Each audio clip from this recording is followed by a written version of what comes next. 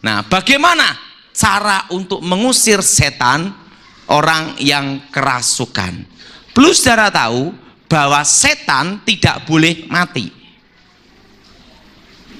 Kalau langsung diusir, demi nama Yesus, keluar, langsung pindah ke sini, keluar, pindah ke sini.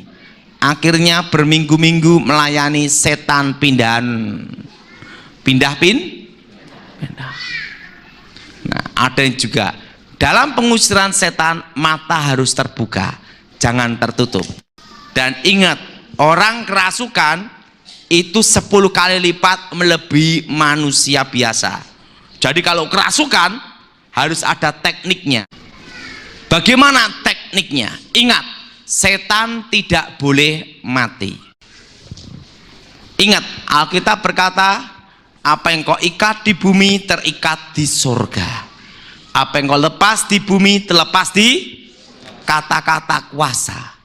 Waktu ada orang kerasukan pakai sabit, pertama, ini saya semua, dalam Tuhan Yesus kami ikat. Kenapa diikat? Untuk membatasi manifestasi. Kalau tidak diikat dulu, ini semua bisa hancur, ini alat musik. Makanya dalam pengusiran setan, dalam nama Yesus kami hancurkan, patahkan, hancurkan. Kenapa dipatahkan, dihancurkan? Ingat, setan tidak boleh mati. Kalau langsung diusir gini, langsung dia punya kemampuan pindah seketika. Kami ikat, kami patahkan, kami baru kami usir keluar. Nah, setan keluar. Dan dalam pengusiran setan, jangan tanya-tanya setan. Dalam nama Yesus, siapa namamu? Liang, setan Tiongkok. Demi nama Yesus, siapa namamu? Paijo, setan Indonesia. Setan tuh kenipu. Kenapa ditanyain? Waktu Yesus ada di Gerasa, siapa kamu? Legion. Arti legion itu banyak, 2000 sampai 4000. Keluar, pindah ke babi. Kenapa pindah ke babi, tidak ke ayam? Karena di situ yang ada babi ya. Tetapi sebenarnya di situ ada 2 rahasia. Pertama, untuk mengajarkan kepada murid-murid dan kepada kita bahwa setan itu betul-betul ada.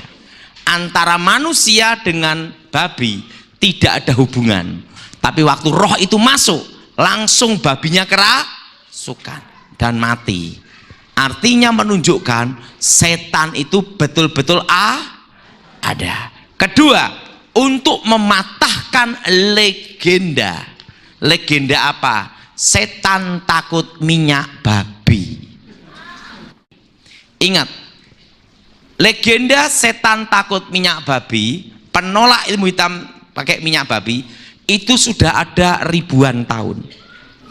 Dan legenda itu sampai sekarang masih ada. Untuk tolak bala, tolak setan, setiap pintu-pintu rumah dikasih minyak babi. Waktu mau keluar rumah, dainya kasih minyak babi. Untuk penolak bala, kepala babi ditaruh di tengah rumah. Dan kepercayaan itu sampai sekarang ada. Betul? Setan tidak takut minyak babi. Buktinya apa? Babi-babinya pun dimasukin. Nah, jadi legenda itu dipatahkan salah. Jelas? Mengusir setan dalam nama Yesus, setan betul-betul keluar. Tidak ada kompromi. Pak, apa bedanya yang dilakukan bomoh?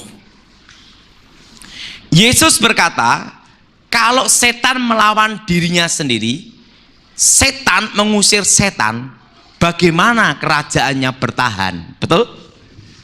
Kalau setan mengusir setan, bagaimana kerajaannya bertahan? Hancur, betul? Karena setannya melawan dirinya sendiri. Plus sudah tahu, di dalam dunia perbomohan, bomoh, itu ada dua rahasia. Ada dua rahasia. Rahasia yang pertama adalah antar pangkat. Apa saudara? Dan yang kedua adalah pengembalian tingkat kesadaran. Apa saudara? Sekarang akan saya jelaskan supaya lebih jelas. Saya minta ini ke sini.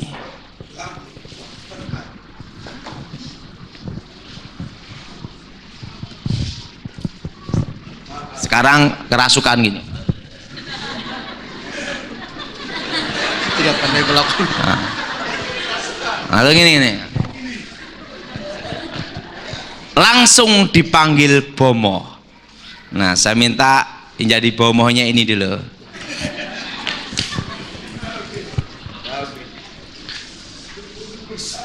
Setan yang masuk dalam dirinya ini pangkatnya kapten.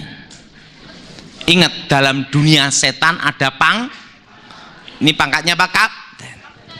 Nah, bomoh ini setannya pangkatnya sersan. Sersan tahu? Tingkat lebih rendah. Pangkatnya lebih rendah. Siapa kamu? Saya sarjan. Ngomongin siapa? You siapa apa? Nama apa? Captain, You siapa? you siapa?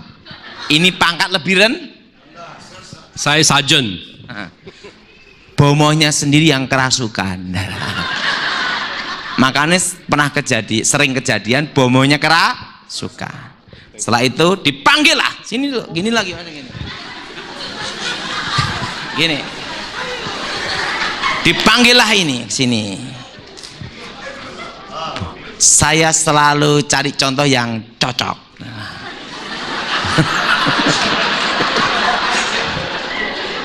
Bomoh yang pangkatnya kolonel. Saya kolonel, kau siapa? Saya captain. Diam tempat. Diam. Siap, kolonel. Siap kolonel. Ingat, pangkatnya lebih rendah. Nah, setan ini tidak keluar, tetap dalam dirinya, tapi orang tersebut sadar. Jelas? Makasih. Nah, ini yang pertama. Yang kedua, yang namanya pengembalian tingkat kesadaran. Apa saudara? Seorang bomoh pasti akan diajarkan rahasia teknik kedua. Apa saudara? Nah, sekarang akan saya beritahu rahasianya. Saya minta sini. Perlu sudah tahu, orang kerasukan itu sama dengan orang pingsan, atau sama dengan orang yang tertidur tapi ngigau. Coba sekarang gini. Ingat, pertama seorang bomoh lakukan, dia ambil air dulu. Cuh, vitamin lengkap. Langsung perhatiin. Waktu gini-gini, langsung ini diminumkan. Ingat, orang kalau pingsan, kena air di mulutnya, sadar. Jelas? Setannya keluar tidak? Tidak. Tapi orang tersebut kembali dalam tingkat Makanya orang kalau ada orang kerasukan, bomoh ambil air sama garam, kenakan bagian hidungnya. Air dan garam kena hidung, langsung setannya keluar tidak? Tidak. Makanya kalau ada orang kerasukan, seorang bomoh pegang ini. Coba pegang ini. Ini untuk mengembalikan tingkat kesadaran. Nah, atau bagian sini dikasih minyak diginiin, enak betul. Untuk apa? Merangsang saraf ini untuk mengembalikan tingkat kesadaran. Coba semua pegang bagian sini. Ini. Kalau ada orang kerasukan, ini diginiin untuk mengembalikan tingkat kesadaran. Coba semua pegang bagian sini. Ini untuk mengembalikan tingkat apa? Atau urat nadi. Atau bagian sini.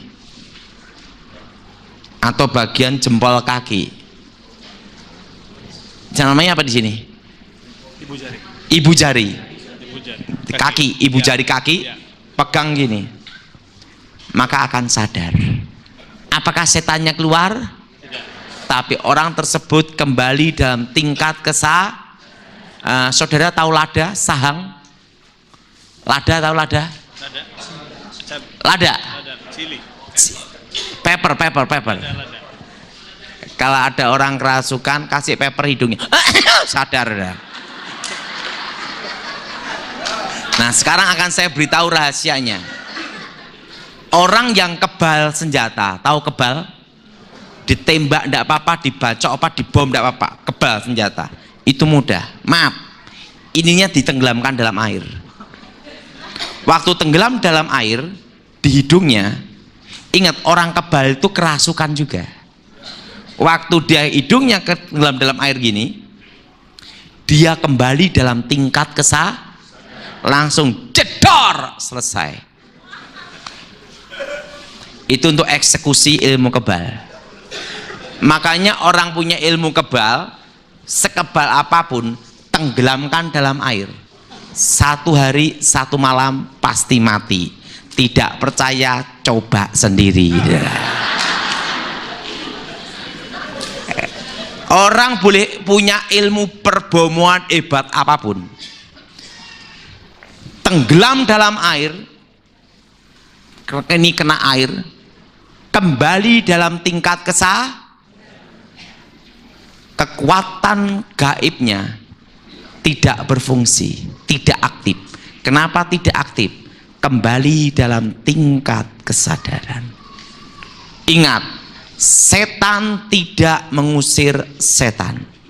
Kalau setan mengusir setan, hancurlah kerajaan setan. Jelas?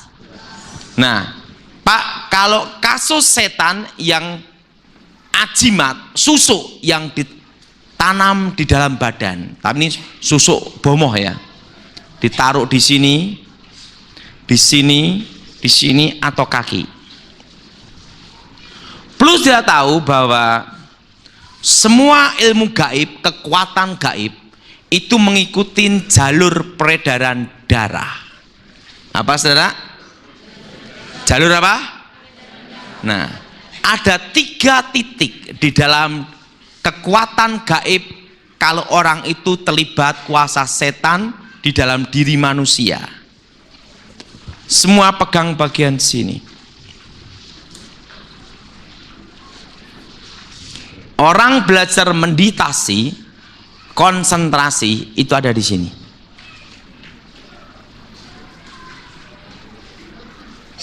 Oke, yang kedua, pegang bagian kiri bagian sini. Ini apa nih? Coba dengerin lagi. Apa ini? Ingat, semua kekuatan gaib, kekuatan setan mengikuti jalur peredaran darah manusia dan terpusat ada di sini. Dek dek dek dek dek dek dek dek. Ada di mana? Jantung. Semua pegang pusarnya sendiri. Pada waktu manusia sebelum lahir masih dalam kandungan, hidup ada di tali pusatnya. Makanya tenaga dalam, prana, kekuatan awal murni itu terpusat ada di pusar sini. Kekuatan setan. Coba pegang 3 titik ini. 1, 2, 3.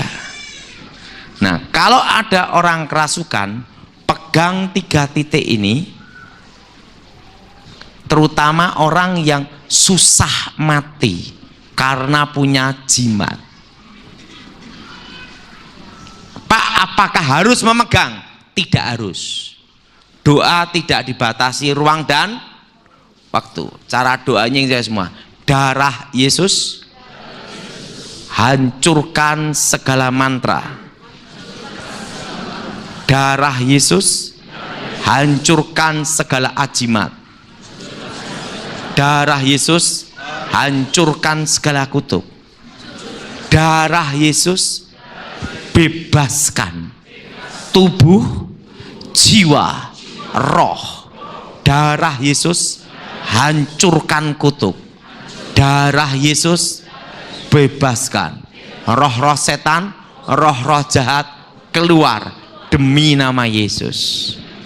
Jelas? Ada berapa titik?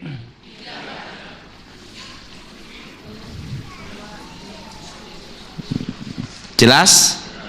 Makanya kalau orang yang punya ajimat, dia mengalami susah mati, namanya masa antara hidup dan mati, rohnya tidak bisa keluar karena ada jimat dalam tubuhnya. Nah, itu namanya diikat. Nah, di dalam diri manusia ada di 3 titik itu, dan kalau 3 titik itu disentuh, hancur. Kelemahan hipnotis pun juga ini. Nah, coba saya minta untuk contoh sini, boleh. Orang kalau hipnotis pasti dia akan namanya itu menggunakan sugesti. Hipnotis itu adalah menggunakan sugesti supaya orang itu percaya dulu. Supaya orang itu apa? Percaya, tapi beda dengan iman lain. Sugesti di Indonesia itu suatu kepercayaan, keyakinan yang belum tentu benar. Nah, mari lihat saya, bilang gitu. Mari lihat saya. Ini dia mau menghipnotis saya. Saya gini kan, kamu ngapain? Kenakan bagian sini. Maka dia akan terhipnotis ilmunya sendiri, karena kekuatannya dari sini. Langsung kita ganti, mana uang kamu. Ingat, kelemahan hipnotis kalau dipegang bagian sini, karena disinilah namanya konsentra. Nah, kelemahan kalau gendam itu ada menawarkan barang dulu. Saya perlu uang ringgit, mau tukar, apa boleh? Ngomong boleh. Saya perlu uang ringgit. Boleh. Boleh. Begitu dia ngomong boleh, saya tepuk gini. Kanan kiri sama aja. Bagian sini dekat dengan leher. Leher dekat dengan otak kecil. Alam bawah tidak mungkin ke sini, sarafnya kejauhan. Nah, kalau kelemahan gendam, tepuk sini, balas tepuk. Netral.